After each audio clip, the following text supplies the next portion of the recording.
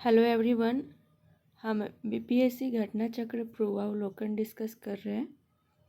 Topic है भारत का भूगोल, उसके अंतर्गत कृषि। इससे रिलेटेड किस तरीके के क्वेश्चंस बीपीएससी में पूछे गए हैं, हम उसके बारे में चर्चा करेंगे। तो चलिए स्टार्ट करते हैं। पहला क्वेश्चन है, कृषि में युग्म पैदावार का आशय को उगाने से ऑप्शन ए है विभिन्न मौसमों पर दो फसल, ऑप्शन बी है एक ही साथ दो फसल, ऑप्शन सी है अन्य फसल के साथ एक फसल, ऑप्शन डी है इनमें से कोई नहीं। तो इसका सही आंसर क्या हो जाएगा? तो इसका सही आंसर हो जाएगा ऑप्शन ए, विभिन्न मौसमों पर दो फसल। कृषि में युग्म पैदावार का आशय एक फसल वर्ष के अंतर्गत एक ही भूमि पर दो या दो से अधिक फसल उगाना। उदाहरण स्वरूप इसके अंतर्गत चावल और मक्का की मुख्य फसलों से पहले वसंत जौ, शीतकालीन गेहूं या आलू की फसल लगाकर अनाज की एक अतिरिक्त फसल का उत्पादन करना है। नेक्स्ट क्वेश्चन है, निम्न में से कौन सा एक कृषि में उत्पादकता बढ़ाने का रास्ता है? ऑप्शन ए है कुशल सिंचाई, ऑप्शन बी है गुणवत्ता युक्त बीज, ऑप्शन सी है कीटनाशक का प्रयोग, ऑप्शन डी है उर्वरकों का प्रयोग। ऑप्शन ई है उपयुक्त में से कोई नहीं या उपयुक्त में से एक से अधिक। तो इसका सही आंसर हो जाएगा ऑप्शन ई, उपयुक्त में से एक से अधिक। दिए गए विकल्पों में सभी कृषि में उत्पादकता बढ़ाने के रास्ते हैं, अतः एक से अधिक विकल्प सही है। नेक्स्ट क्वेश्चन है, 2020 में भारत में निम्नलिखित फसलों में से किसका रकबा सर्वाधिक था?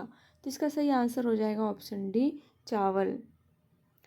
वर्ष 2020 में भारत में उगाई जाने वाली फसलों में चावल का रकबा सर्वाधिक था।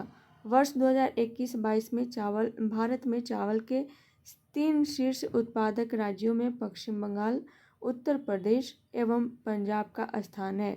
वैश्विक स्तर पर चावल के उत्पादन में चीन के बाद भारत का दूसरा स्थान है। नेक्स्ट है हरित क्रांति। इससे रिलेटेड किस तरीके के क्वेश्चन बीपीएससी में पूछे गए हैं, हम उसके बारे में चर्चा करते हैं। पहला क्वेश्चन है, निम्न में से कौन सा एक 20वीं शताब्दी के 60वें दशक के अंतिम दौर की हरित क्रांति की प्रकृति का सबसे उचित वर्णन करता है? ऑप्शन ए है हरी सब्जियों की अत्यधिक खेती, ऑप्शन बी है गहन कृषि जिला कार्यक्रम, ऑप्शन सी है उच्च उपज किस्म कार्यक्रम, ऑप्शन डी है बीज उर्वरक जल तकनीकी, ऑप्शन ई है उपयुक्त में से कोई नहीं या उपयुक्त में से एक से अधिक। तो इसका सही आंसर हो जाएगा ऑप्शन सी, उच्च उपज किस्म कार्यक्रम। भारत में हरित क्रांति का प्रारंभ वर्ष 1966 से 67 में हुआ माना जाता है, जब भारत में उच्च उत्पादक बीजों का प्रयोग प्रारंभ हुआ। इसके अतिरिक्त उर्वरकों का अधिक उपयोग एवं सिंचाई सुविधाओं के पर्याप्त विकास पर भी विशेष बल दिया गया। भारत में उन्नत बीजों के प्रयोग के कार्यक्रम की शुरुआत संयुक्त राज्य अमेरिका आधारित रॉकफेलर फाउंडेशन के सहयोग से की गई। नेक्स्ट क्वेश्चन है, स्वतंत्रता प्राप्ति के बाद से भारत में सर्वाधिक प्रगति की है? ऑप्शन ए है चावल के उत्पादन में, ऑप्शन बी है दालों के उत्पादन में, ऑप्शन सी है पटसन के उत्पादन में, ऑप्शन डी है गेहूं के उत्पादन में। तो इसका सही आंसर हो जाएगा ऑप्शन डी, गेहूं के उत्पादन में।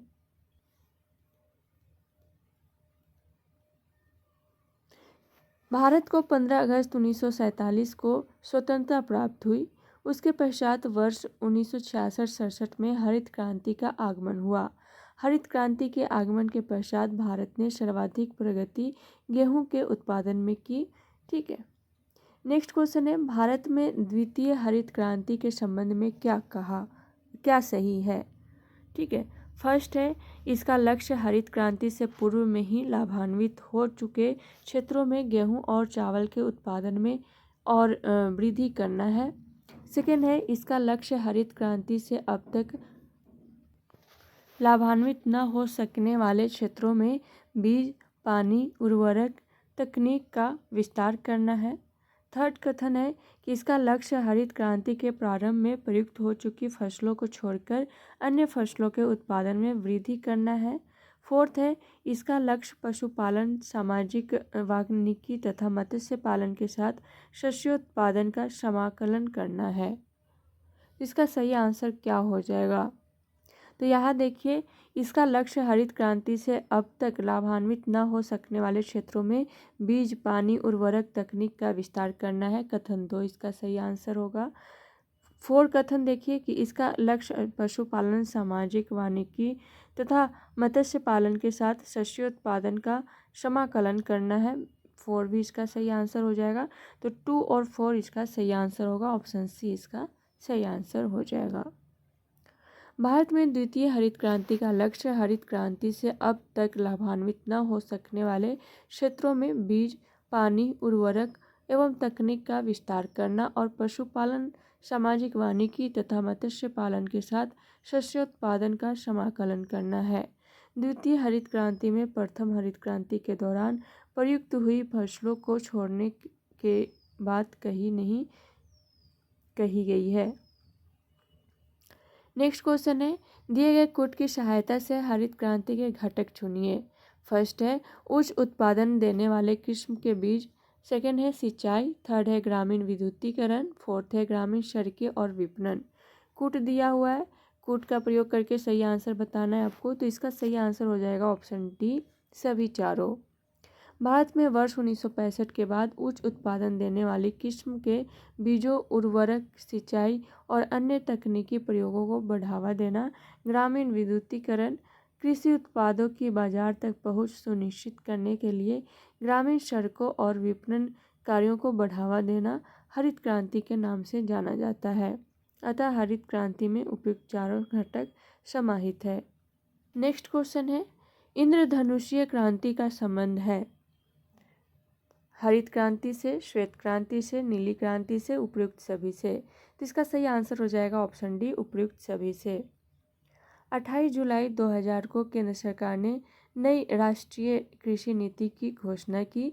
इस नई नीति के तहत इंद्रधनुषीय क्रांति की परिकल्पना प्रस्तुत की गई।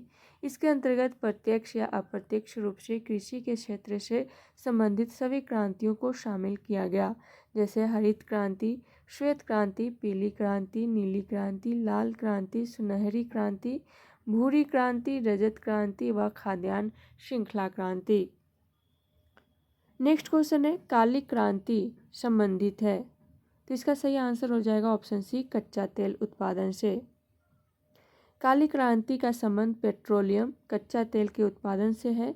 अन्य प्रमुख क्रांतियां तथा उनके उत्पादन इस प्रकार हैं। नीली क्रांति मत्स्य उत्पादन, हरित क्रांति खाद्यान्न उत्पादन, लाल क्रांति मांस और टमाटर उत्पादन, पीली क्रांति तिलहन उत्पादन, गुलाबी क्रांति प्याज उत्पादन। नेक्स्ट क्वेश्चन है, हरित क्रांति के कारण निम्नलिखित फसलों में से किसके उत्पादन में सर्वाधिक वृद्धि हुई? तो इसका सही आंसर हो जाएगा ऑप्शन बी, गेहूँ।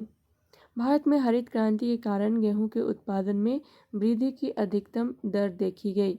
हरित क्रांति की शुरुआत वर्ष 1966 से 67 में भारतीय कृषि में उच्च उपज वाले किस्म के बीज से हुई। भारत में हरित क्रांति के जन्मदाता MS स्वामीनाथन हैं। तो आज के लिए इतना ही, मिलते हैं नेक्स्ट क्लास में नेक्स्ट टॉपिक के साथ। तब तक के लिए thank you so much and all the best.